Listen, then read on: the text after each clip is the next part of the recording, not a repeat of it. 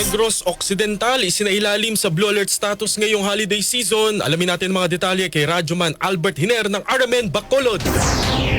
Isinalalim na sa Blue Alert status sa lalawigan kasabay sa selebrasyon ng Pasko at Bagong Taon umpisa Disyembre 22 hanggang Enero 2 sa susunod na taon. Ayon sa Provincial Disaster Risk Reduction and Management Office Head Irene Bella Protanya, naka-preposisyon na ang resources kasama na ang mga personal ng Provincial Disaster Risk Reduction and Management Council. Kasama sa ito ay ang Provincial Health Office, Provincial Social Welfare and Development Office at mga uniformed personnel para sa search and rescue retrieval. Samantala, patuloy naman ang pagmonitor sa sitwasyon ng Bulkan Kanaon matapos muli itong bumuga ng usok na may dalang abo ng 4 na beses kahapon. Nananatiling nasa alert level 2 bulkan at striktong pinairal ang 4-kilometer danger zone. Kasama mo sa RMN DYHB Bacolod. Radyoman Albert Hiner, Tatak RMN. RMN